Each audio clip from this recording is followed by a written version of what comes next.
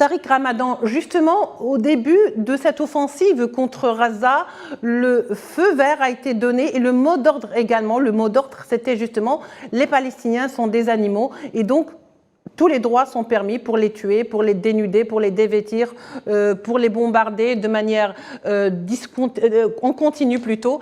Alors, est-ce que nous sommes dans un concept de déshumanisation pour mieux, au fait, exterminer et faire dans les nettoyages ethniques?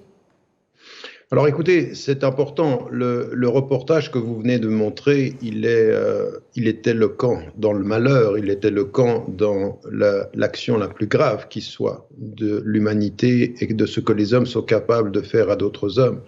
Alors vous voyez, ce qu'on va vous dire tout de suite, en particulier en Occident, c'est de dire mais comment osez-vous faire un parallèle entre ce qui a été le pire, le génocide ou l'extermination des Juifs, et puis tous les autres. Rien n'est exempt, rien n'est comparable.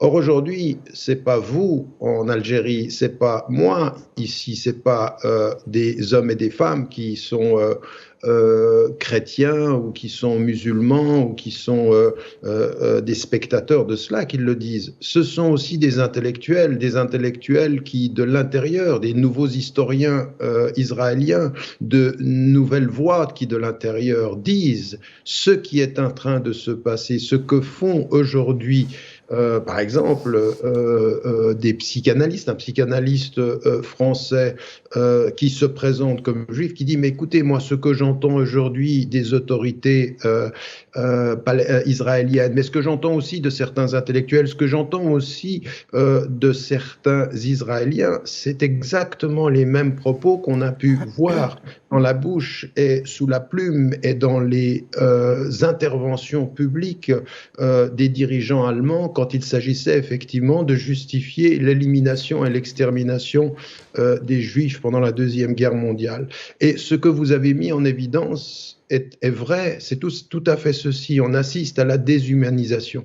Avant de mourir, quelque temps avant de mourir, Desmond Tutu disait une chose qui était vraie. Il reprenait exactement ceci. Il disait la déshumanisation que les Israéliens sont en train de perpétuer à l'endroit du peuple palestinien renvoie cette image à eux-mêmes parce que qui déshumanise a perdu son humanité. Aujourd'hui, les photos que l'on a, ce qu'on est en train de voir, c'est effectivement sous les yeux du monde entier une attitude et puis des propos, parce que vous avez raison, tout de suite, ce qu'on a entendu de Netanyahou et puis ensuite du chef de l'armée, c'est qu'on avait affaire à des animaux, c'est qu'on avait affaire à des animaux humains. On n'a plus affaire à des êtres humains, mais encore une fois, il faut que nous fassions, qu'on dise clairement les choses. Ce que nous voyons aujourd'hui multiplié par 10, multiplié par 100, a été la politique systématique de l'État colonisateur et oppresseur sioniste depuis sa création.